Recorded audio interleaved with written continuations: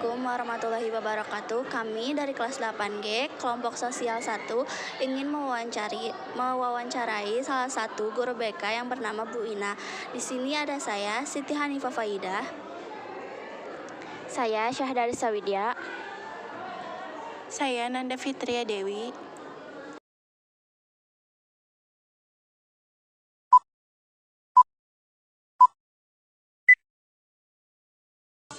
Ibu, di sini kita mau mewawancara Ibu tentang psikologis. Apakah boleh? Boleh, mangga. Pertanyaannya ada 10. Yang ke-1, kenapa Ibu tertarik sebagai guru bimbingan dan konseling? Yang pertama adalah memang dari di kampus itu saya bukan berinteraksinya dengan anak-anak remaja gitu ya. Kalau dulu mah ada mentoring. Jadi karena pada masa remaja ini adalah masa transisi yang paling penting kalau menurut saya gitu ya. Jadi saya putuskan wah ini kayaknya saya lebih memilih untuk menjadi guru bimbingan dan konseling di SMP karena masa tumbuh kembang mereka itu sangat penting sekali untuk mencapai remaja yang bagus gitu ke depannya, remaja yang berkualitas gitu. Mudah-mudahan sebagai saya jadi guru BK bisa berkontribusi banyak gitu, mudah-mudahan itu sih.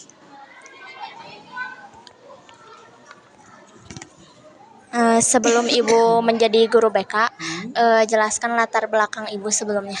Oh gitu ya. Latar belakang apa nih? Pendidikannya. Saya itu kuliahnya di UIN. UIN itu Universitas Islam dan Negeri di Bandung, Sunan Gunung Jati, Bandung. Itu ngambil kuliahnya adalah psikologi Islam. Belakangnya kan Ina Ermiati SPSI gitu ya. Jadi memang kuliahnya belajarnya ya psikologi barat dan psikologi timur. Timur itu dari timur tengah gitu. Jadi ya itu barat dan timur disatukan jadi psikologi Islam gitu. Itu latar belakangnya. Jadi kuliahnya dulu ya psikologi yang di otak-otaknya mah gitu ya. Bagaimana cara Ibu menangani siswa yang konseling dengan keluhan stres? Bagaimana cara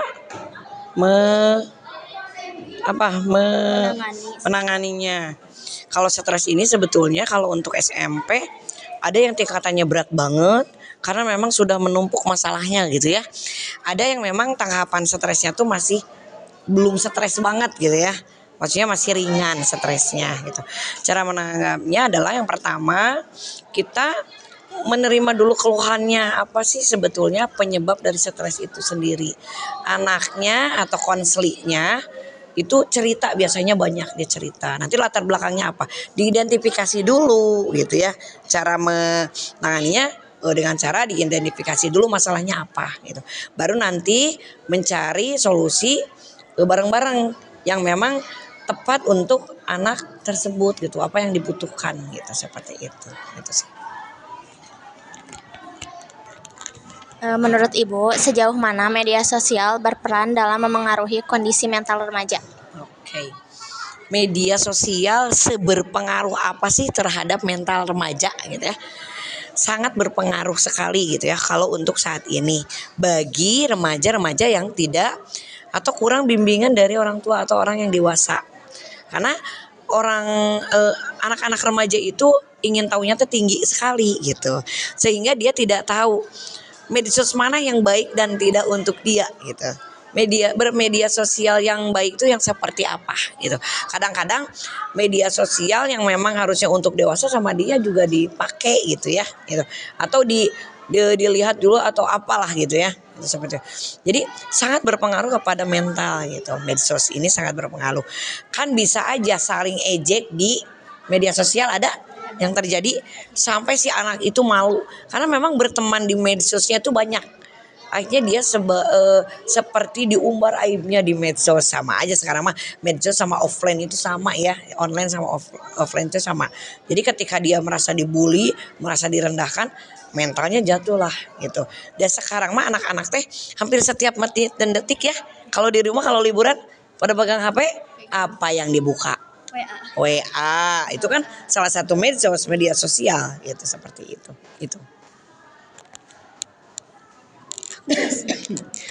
Bagaimana cara ibu menjaga kerahasiaan informasi siswa dan kapan ibu harus melanggar batasan kerahasiaan tersebut? Oke.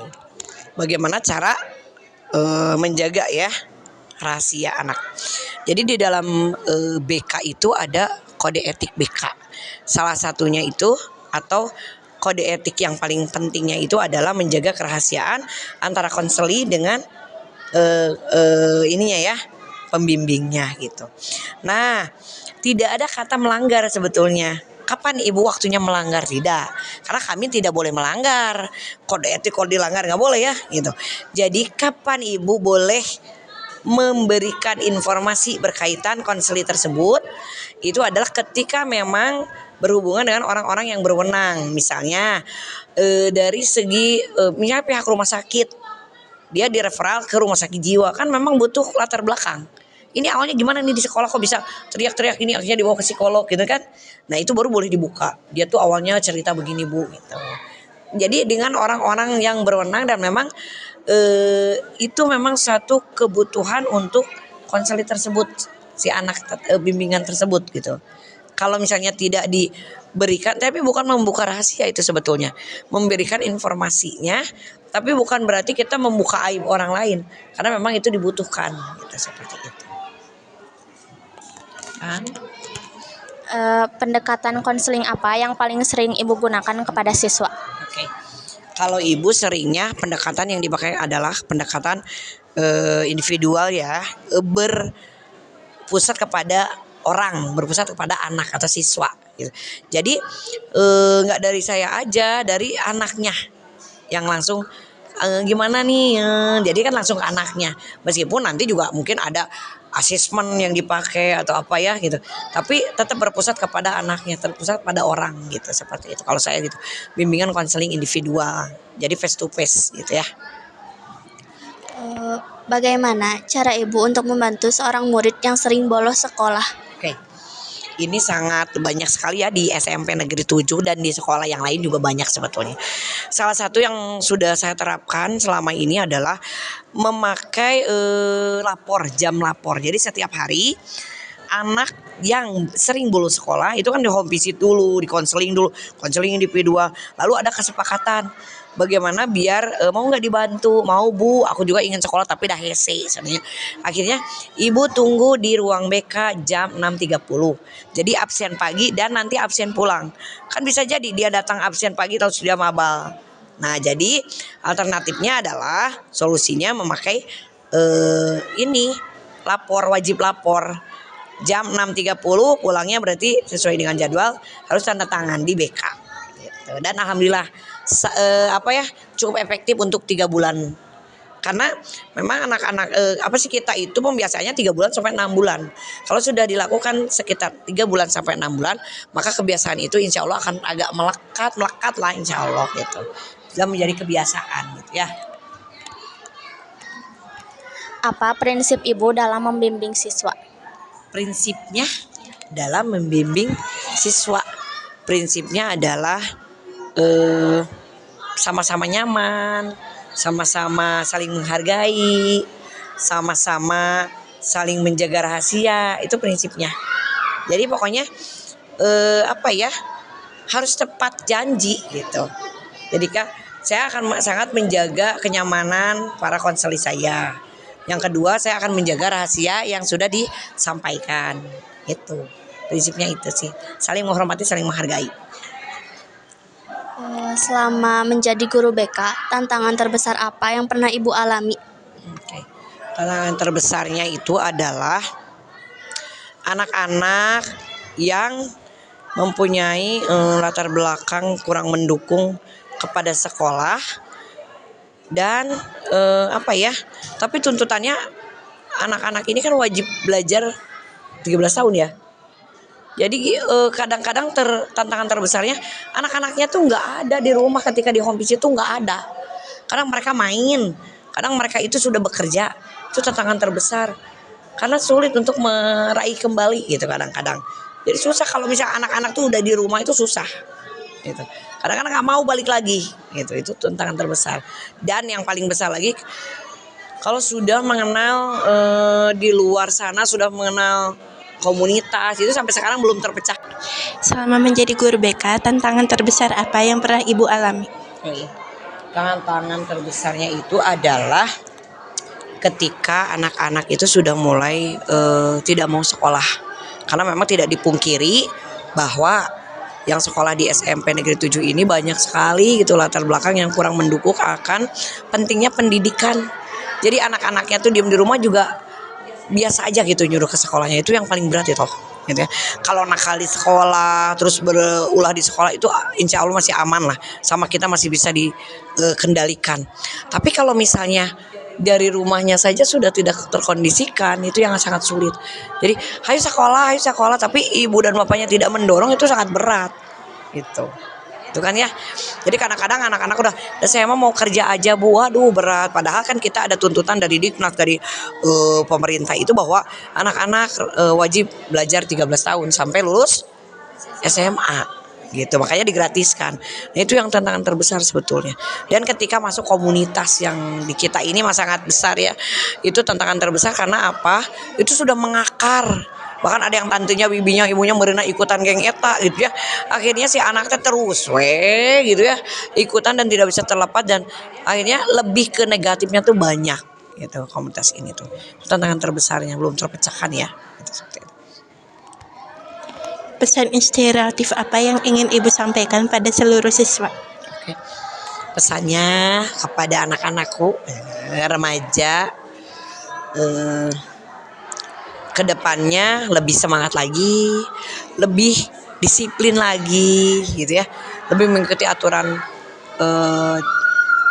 main di sekolah itu seperti apa sih, aturannya, disiplinnya tuh di sekolah seperti apa, itu diikuti gitu dengan baik. Terus yang selanjutnya adalah ini adalah masa-masa yang penting untuk kalian semua anak-anakku gitu ya, masa remaja ini paling penting. Ketika kalian tidak menggunakan dengan baik, dengan tidak efektif, maka kedepannya itu masa ini tidak bisa terulang 2 kali loh gitu ya. Gitu. Masa nanti sudah SMA mau balik lagi SMP, nggak bisa kan ya gitu. Jadi masa remaja ini masa start kalian untuk menjadi seorang yang hebat. Dimulai dari saat ini untuk hebat itu, yaitu adalah semangat belajar yang tinggi, semangat membaca yang banyak, semangat ingin tahu yang tinggi, cari ilmu yang banyak, cari nasihat yang banyak dari orang-orang atau dari guru-guru yang ada, atau dari orang-orang sekitar gitu ya, dari orang tua, dari guru-guru, dari kakak kelas itu. Pokoknya cari ilmu yang sebanyak-banyaknya. Itu menjadikan kalian untuk menjadi lebih hebat, berprestasi gitu ya. Semangat berprestasi di masa SMP ini gitu. Itu aja sih. Makasih Ibu telah bersedia diwawancari oleh kami, dan terima kasih sudah menjawab tentang psikologis yang nggak pernah kita ketahuin. Jadi kita semuanya tahu dari Ibu. Atas ilmunya terima kasih, dan minta maaf kalau dari tutur kata, sikap, perlakuan ataupun pertanyaan-pertanyaan yang bikin Ibu bingung. Kita maaf, semoga Ibu sehat selalu. Amin. Dan diberikan rezeki yang lancar. Amin. Dan segala apapun yang berhasil ya Bu. Ya, semoga semuanya juga sehat semuanya ya. Mohon maaf waktunya memang mepet-mepet. Iya. Terima kasih sudah menonton sampai selesai. Dan terakhir, sekian dari kami. Wassalamualaikum warahmatullahi wabarakatuh.